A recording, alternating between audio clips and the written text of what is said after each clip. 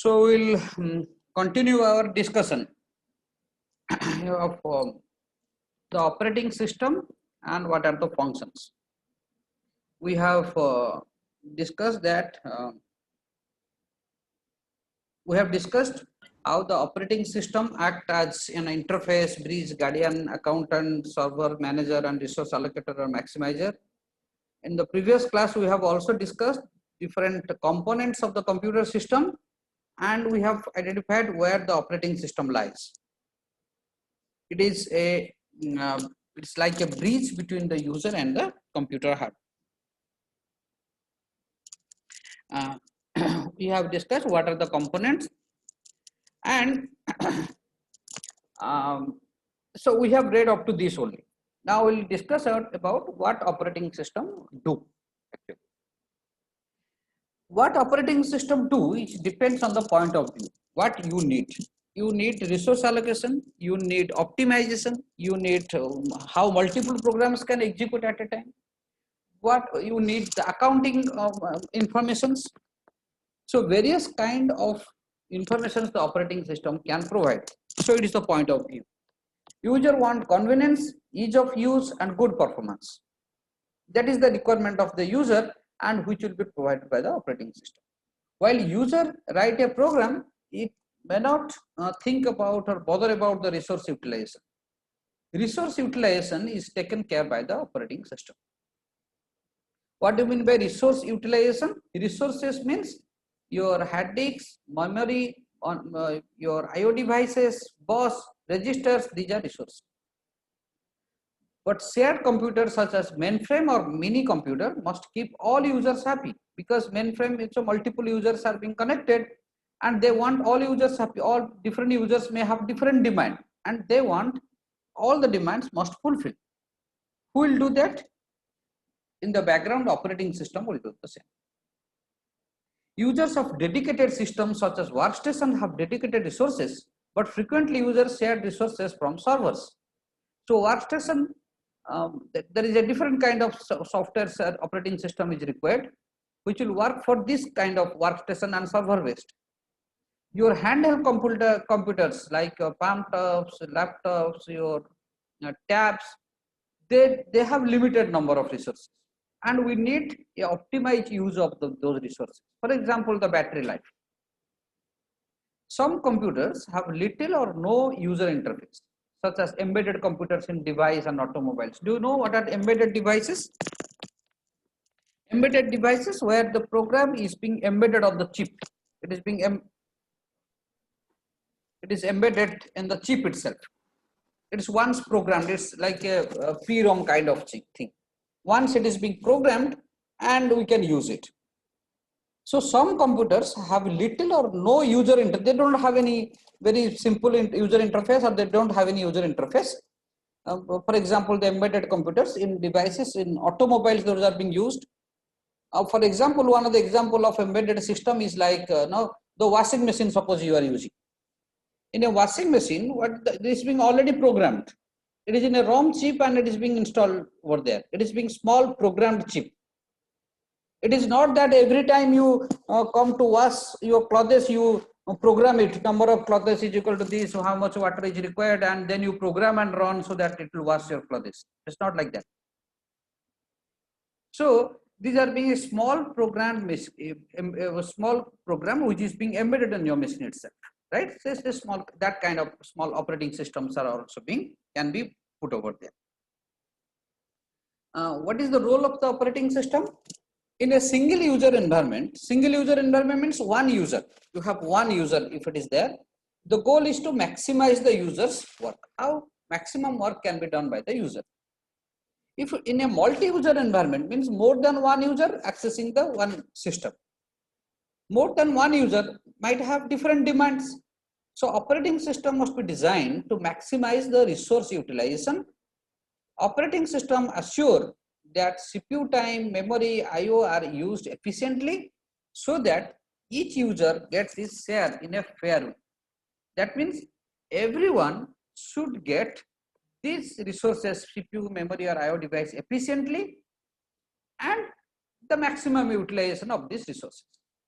So actually challenge comes in a multi-environment. If it is a single end user environment, there is nothing much to be done by the operating system. There are another kind of operating system is network operating system. Like for example, your network operating Windows 2000 is a network operating system. Windows NT is a network operating system. So operating system is designed to compromise between individual usability and resource utilization. In a network operating system, it takes care of what are the systems are being connected in the network. So it compromises between what is the usability of each individual and how the resources can be used. For example, in a network operating system, some computers are being connected. One computer is having a printer. Any other computer, we can give a print command which will be get printed in the machine in which the printer is connected. So operating system takes care of the same. Some user have very little or no user view. Like example, I have given you the home devices and automobiles. This is the user view. What is the system view? System operating system is a resource allocator. It allocates the resources for what? Why it is allocating the resources? For execution of the program. For execution of the program, it allocates resources. It manages all resources like CPU time, memory, storage space, IO devices. These resources are being managed. So therefore, we say it's a resource allocator. It decides between conflicting requests for efficient and fair resource use. What it does? Conflicting request. Two processes might be requesting the same resource. Two programs you are running, both want to access the hard disk or memory. So how they will be, what is the order or how they will be, the resource can be granted so that it will be in a fair manner and efficiently it can be done. Operating system is a control program. It controls execution of a programs to prevent errors and improper use of the computer. It controls whatever you do in the computer, the execution of the program is being totally controlled by the operating system itself. How minimum error can occur, even if error occur, how the proper message can be given to the user. If you are improper use of the computer by the user, that also should be, that must be given, that what error message must go to the user. I will tell you that what are the illegal uses. Here only I will tell you here.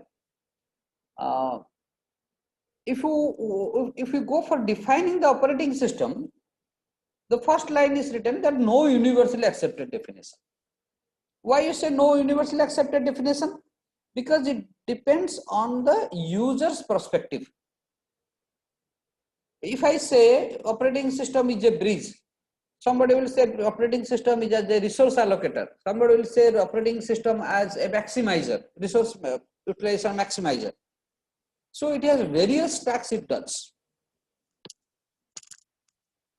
It does various tasks. So we do not have any universal accepted definition, but the common function of controlling and allocating resources combined to form one piece of software is known as the operating system.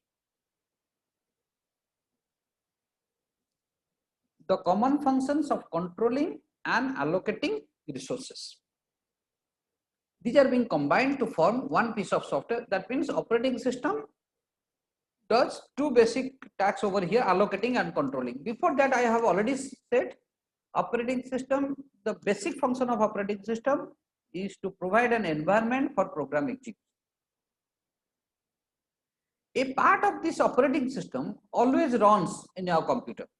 Suppose Windows you are running or Linux you are running, a part of this is always there active in your machine. That part is called the kernel. So kernel is a program or a part of operating system which runs all the time in our computer. Besides kernel, whatever the programs that are running on your machine can be a system software or an application software. Try to understand. One part of the operating system always resides in the memory. That is called the kernel. Suppose in Windows, A part of the Windows which is always active in the memory is called the kernel. Besides the kernel, whatever the programs we will keep, we have Word, Excel, PowerPoint, calculator, whatever we are running, all those programs we are running, either it is a system program or it is an application program. What is the system program? The other part of the operating system, your device drivers, memory resident programs like antivirus, virus, these are memory residence programs. So those will be active.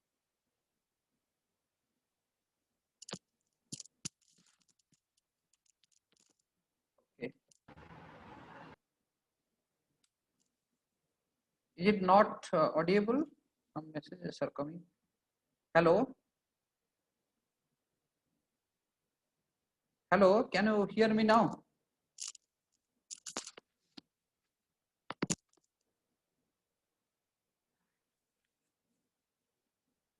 Hello, can you hear me now?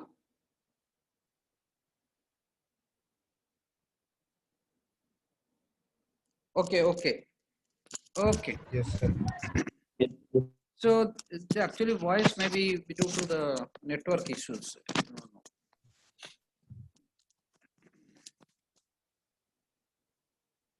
Okay. So a part of the program, a part of the operating system which always resides in the memory is called the kernel. Besides the kernel, many other applications, many of the programs might be running in the system. They might be a system program or an application program. System program example is other part of that operating system, your device drivers, your memory resident programs like virus, antivirus, compilers, interpreter, debuggers. These are all system programs.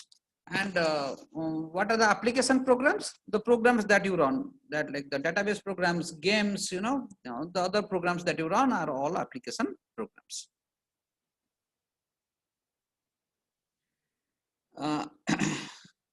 There are these operating system operations also includes the interrupt driven. What are these interrupts? Interrupt may be raised by the hardware and software. Interrupt, do you mean interrupt means your work is going on and you will have a request. You have a request or interrupt in between. That is the interrupt driven.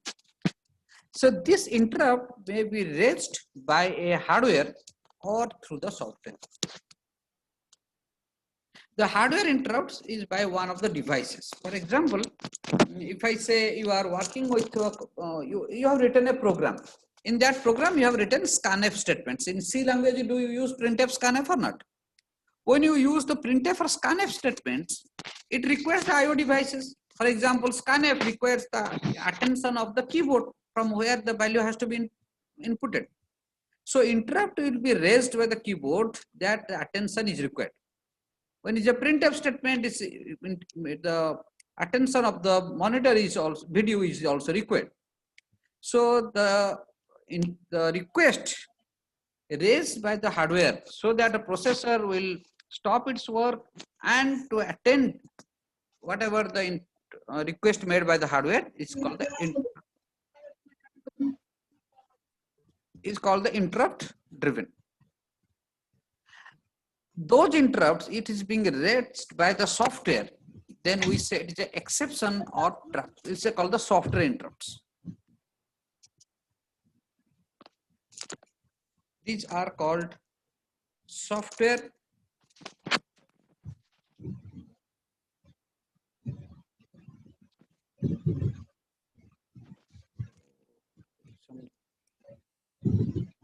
some voice issue. Okay.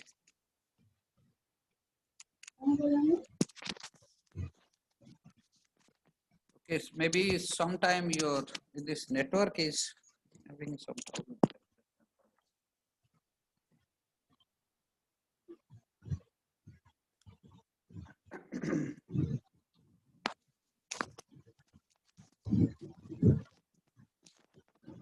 Okay, hello.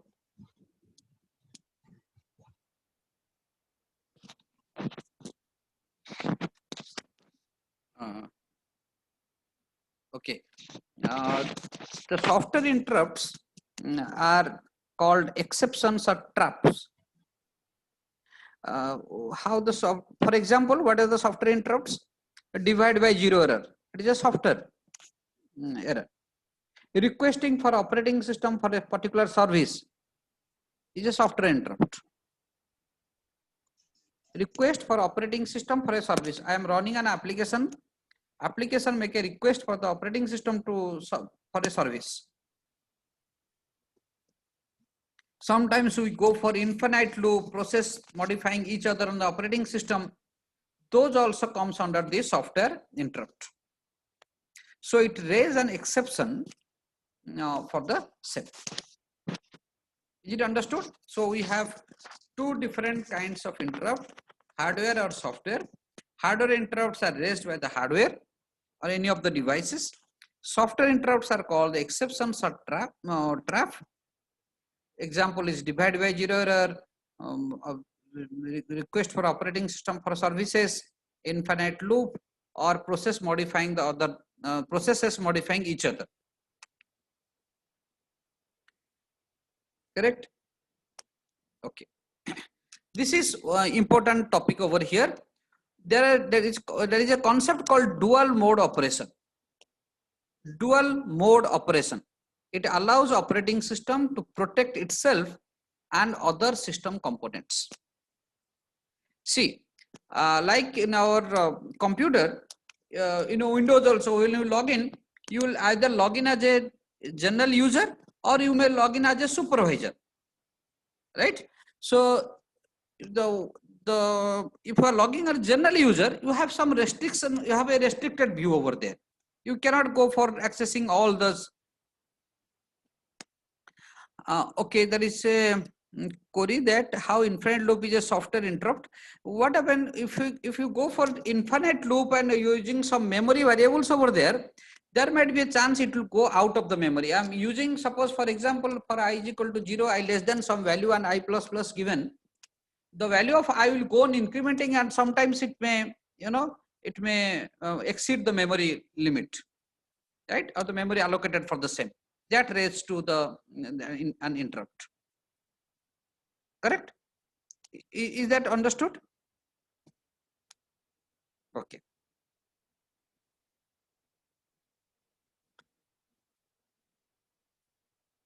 Okay. So we have two different mode. One is user mode and another is called the kernel mode.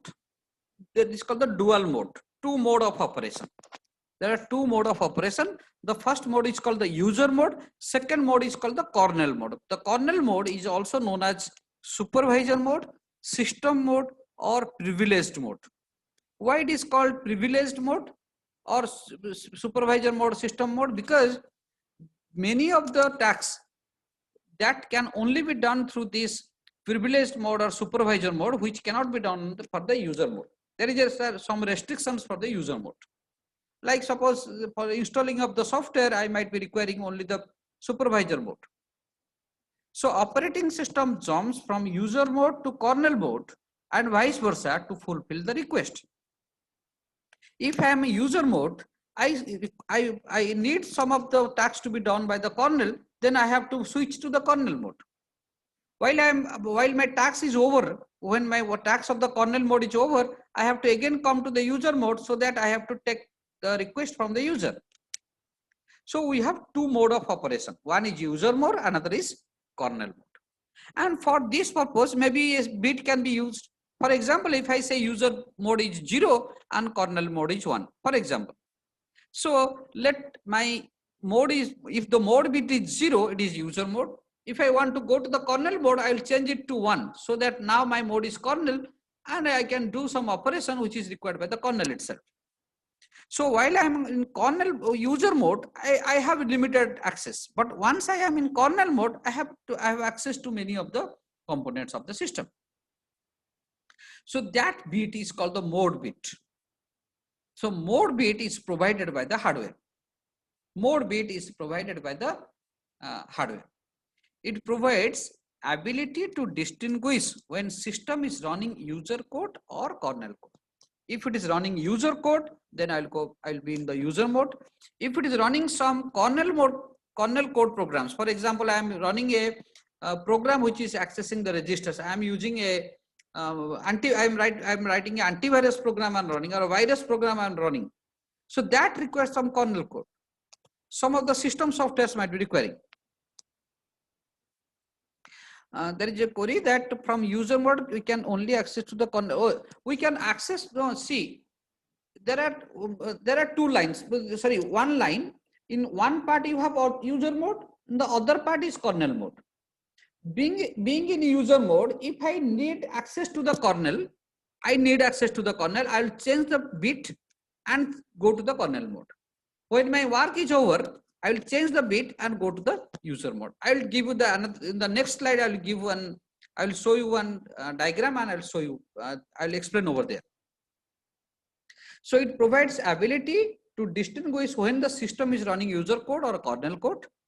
Some instructions designated as privileged, only executable in kernel mode.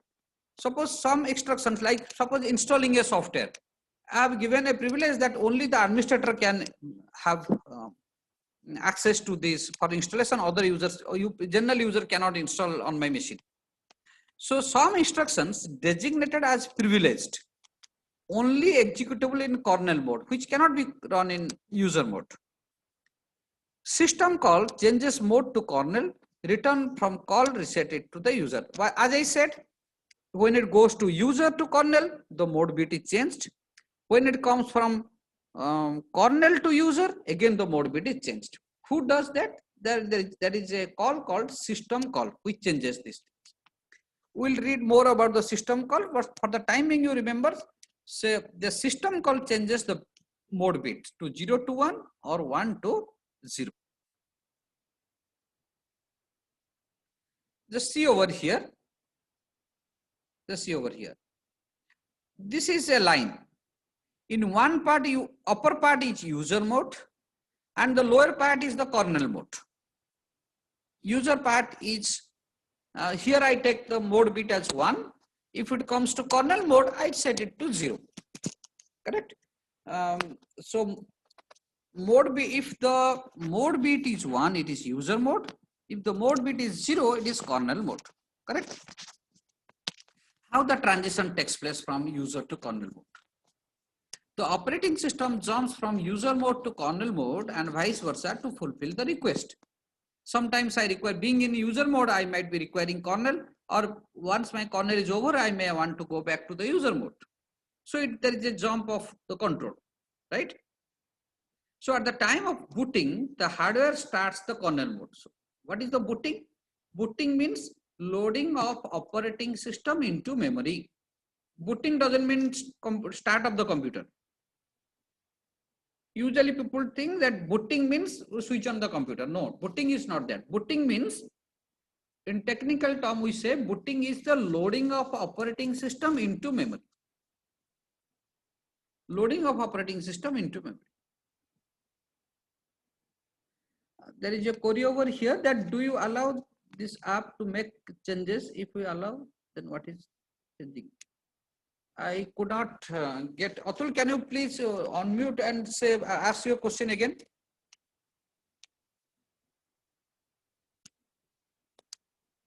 Hello? Atul, can you put your question by unmuting yourself? I could not Hello. Get. Sir, during installation of an app in computer, that is an error coming sometime, that do you allow this app to make changes? Oh, if we allow that, then see. What you are saying in your mobile phone, you are saying? No, sir, in laptop, sir. If we during installation of some app, it is showing sometime error or a warning that do you allow this app to make changes? Then after allowing it, what type of changes it does? Sir? Okay. I will tell that. First thing is that this is not related to this user and kernel, because when it is required, suppose for example while installing, if it asks you that you cannot install, you have to be in supervisor mode, or you have to be administrator. Only administrator can install it. that means you have to switch to the administrator mode and do it. What you are asking over here, that you are installing an app and it is asking for access to this part. It wants to access memory and other things. This means that it will have some changes on your in the app itself, so that app can have access to your hardware. Suppose, for example, you have allowed the app to access the memory. So what it will do, whatever you are doing in the memory, the app can have access, can get those data. That is the thing. For example, you are giving the access to the location. So whatever the location value where you are moving, those value can be trapped. And from which many machine learning application can be made, and from which it can be derived that what are your interest, what you can do, those things. So usually many of the commercial apps, they have access to your location, they may have access to the other things as well, particularly in the operating, mobile apps I'm talking about. The same app is also the same thing is also applicable for the machine, the Windows that you are using. Correct? Okay, sir. Okay.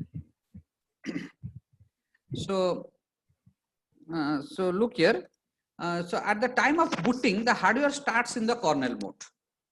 So that means when the booting is what? Loading of operating system into memory. At that time, hardware start the automatic kernel mode will start. That means a part of the operating system will be brought into the memory.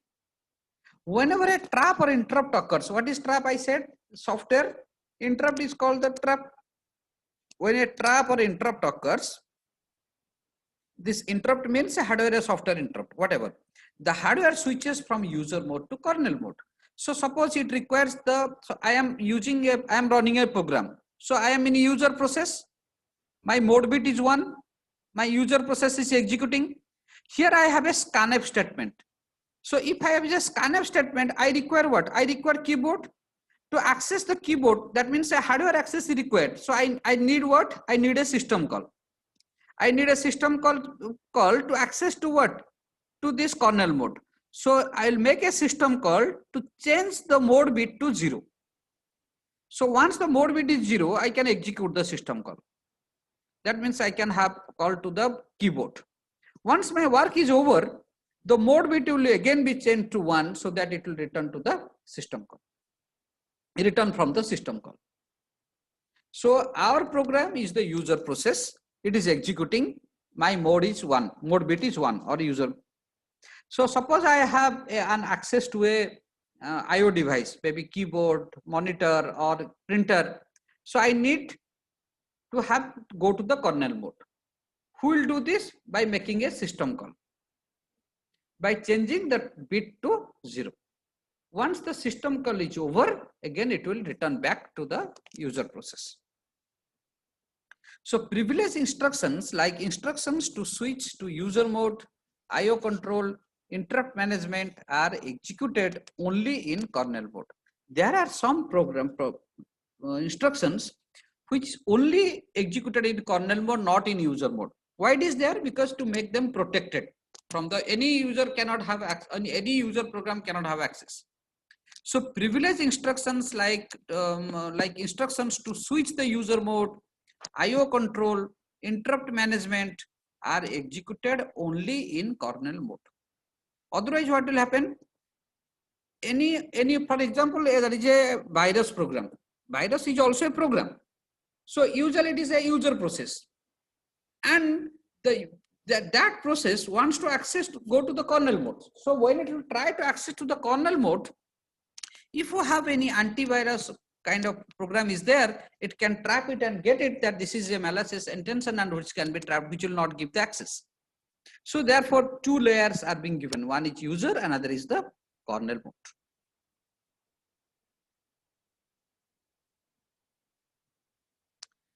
What is the responsibility of the functions of the operating system? So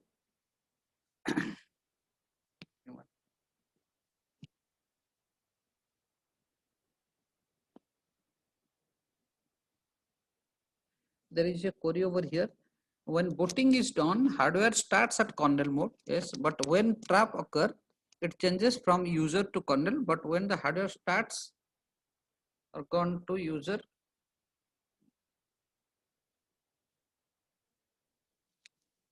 I could not get the question. Pratik, can you put your question again by unmuting yourself? Pratik? Hello? Hmm. Sir, you said that when the booting is done, the Huh. hardware starts from the kernel mode. But Yes. when the trap occurs, it changes from user to kernel. But When in a trap occur means you are running a program initially. Let me tell you over here what you want. Annotation is there. Annotation, oh, not there. Okay. So in your memory, the bottom part your kernel is residing. Always it is there in the memory. So when your computer starts booting over, kernel is loaded into your memory. It is always resides over there. Now you want to execute a C program, for example. So kernel is one part. In other part, the another program is running now.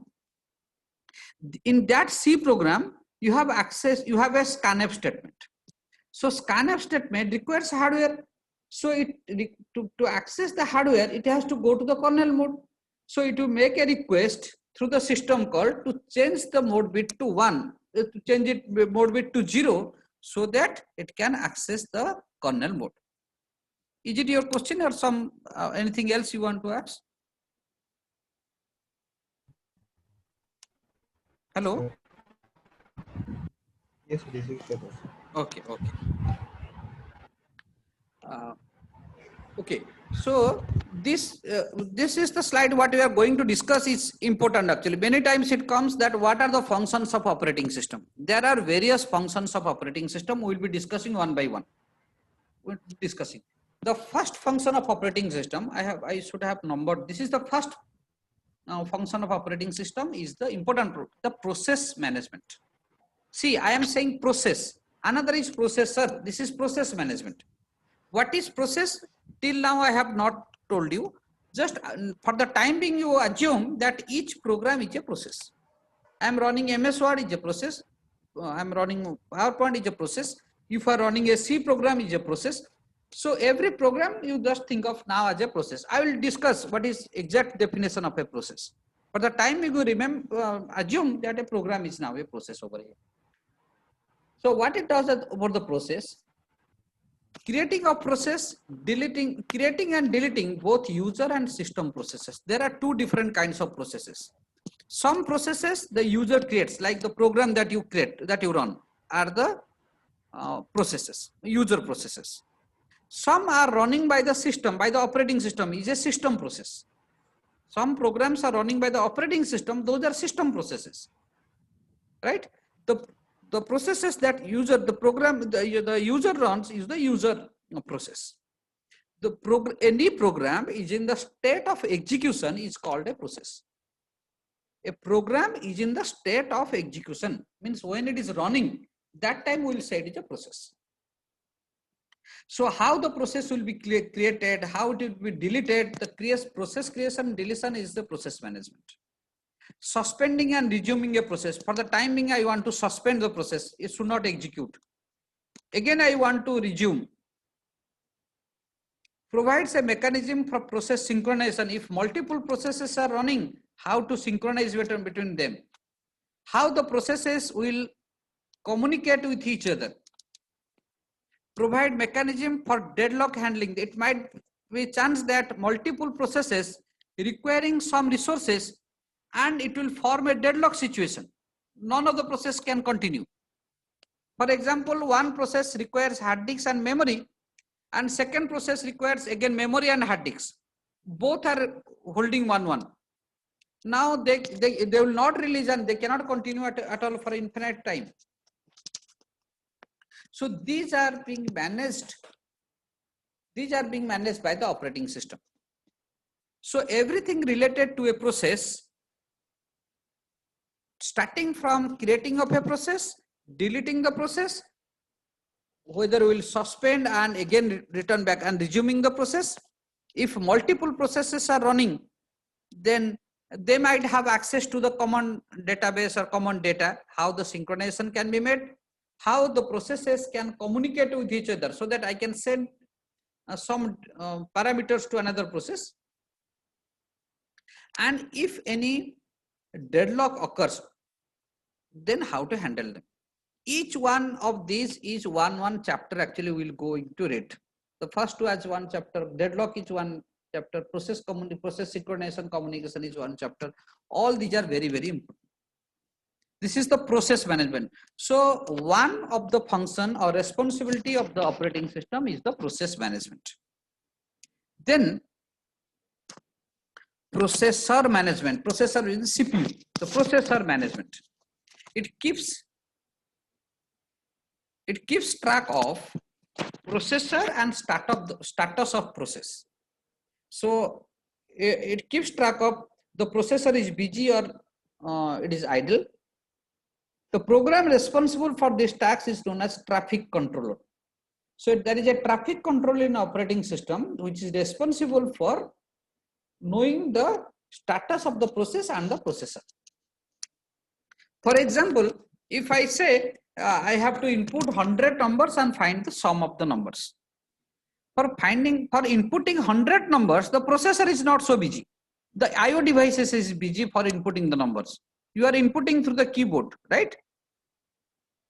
But if I say to input 2 numbers and find addition, subtraction, multiplication, division, many average and all this, my input is very less, but most of the time it is doing some computations, right? So we have to keep track of how much time the processor, what is the status of the current state of the processor, whether it is busy or idle, and what is the status of the process. So the part of the operating system which is responsible is the traffic controller. It allocates the processor to the process. So it will see that now the processor's work is required, so it will allocate the process to the processor. And when it is over, or when the processor will finish its execution, it deallocates the processor when that is no longer required. So deallocates the processor when a process is no longer required. Is that understood? So process management, processor management. These are two functions. The next function is the important function is the memory management. Operating system does the memory management. What is this memory management? It keeps track of the primary memory. It keeps track of primary memory.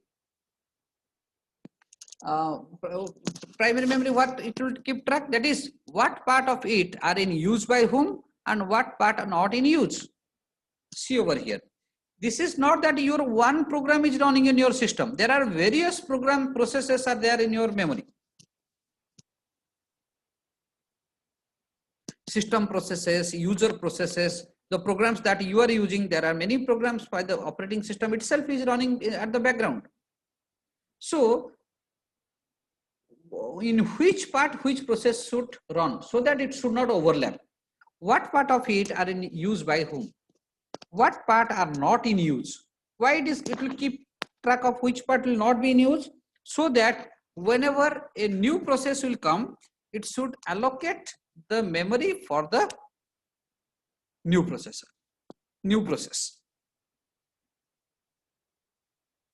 Right?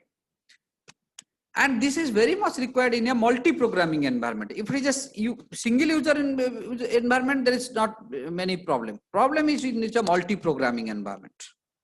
In a multi-programming, the operating system decides which process will get memory and how much.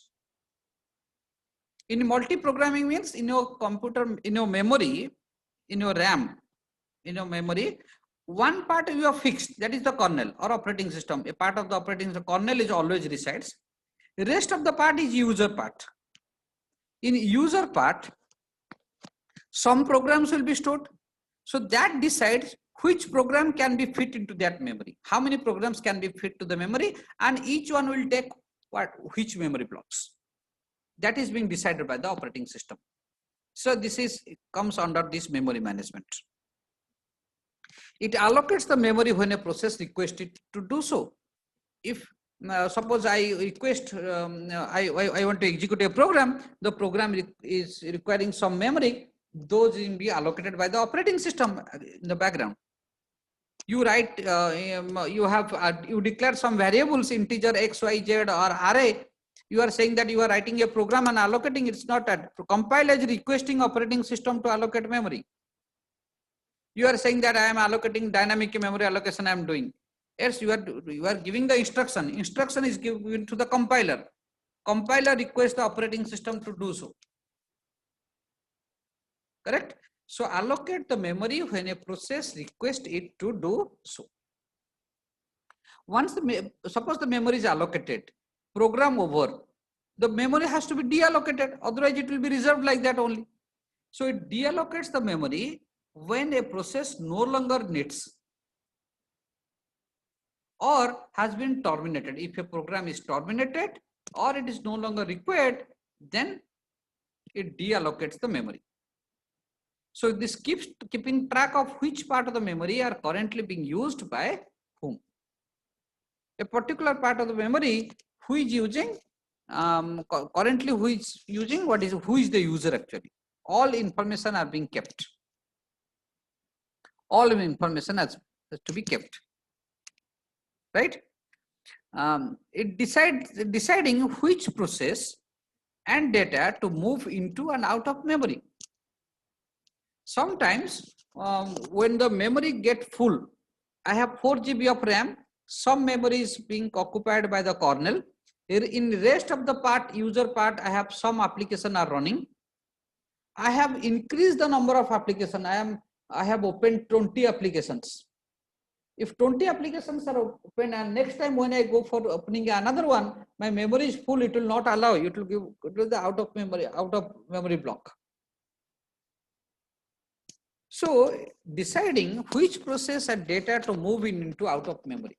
So if you are requesting for the next new one, it has to move one previous block to the memory. Right? So deciding which process, a part of the processes can also be moved. Allocating and deallocating memory space as needed. Allocating and deallocating memory space whenever memory space is required, whenever it has to be free. This comes under this memory management. The mass storage management means disk management. How much free space is there? Storage can be allocated or not? How the head of the disk should move? How the head of the disk should move? This is the disk scheduling. This is managed by the operating system. Device management keeps track of all devices. What are the devices that are being connected? The program responsible for this task is known as the IO controller, which keeps track of all these devices. It decides when process gets the device and when for how much time. How much time the device is being required. It allocates the device in efficient way. And whenever it's not required, it deallocates the device from the process.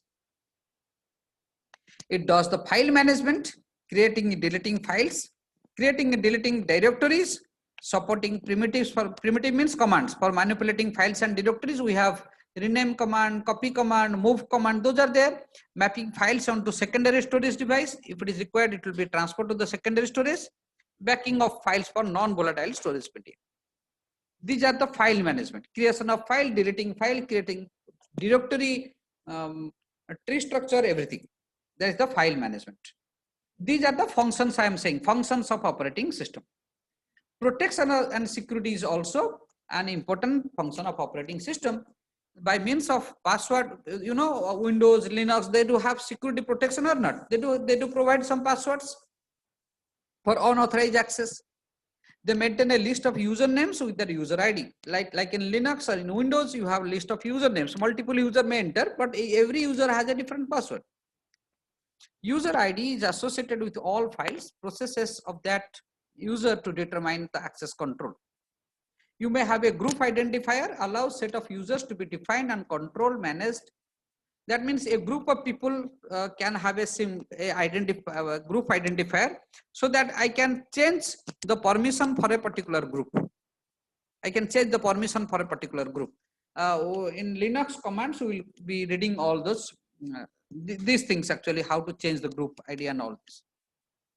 So these are the important functions of operating system. The rest of the things we will discuss, but these are the main functions. What are the functions we have read?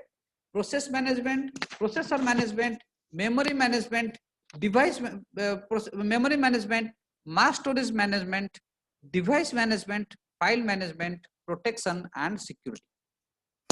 So usually this comes as a long question, that what are the functions of operating system? You have to write all these over here, different functions, right? Let me take the attendance first, then I will go for have some if you have any doubt.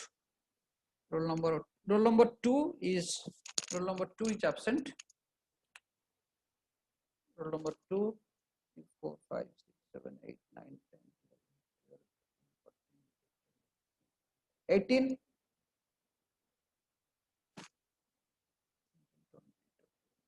22,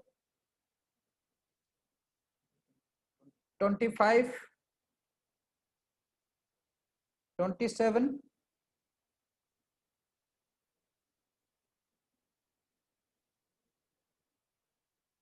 30,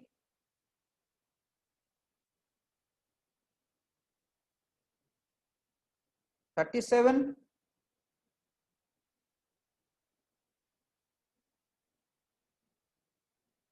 39,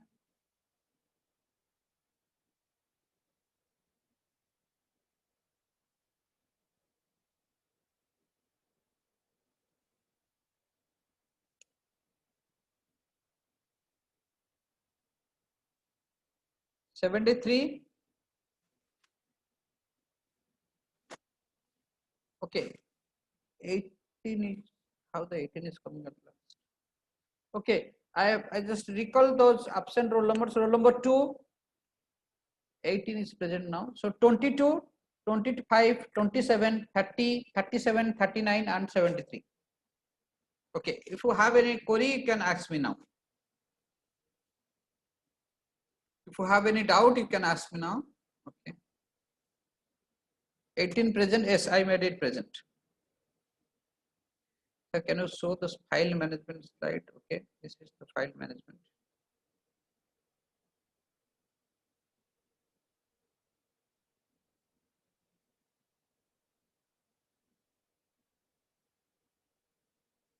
Okay.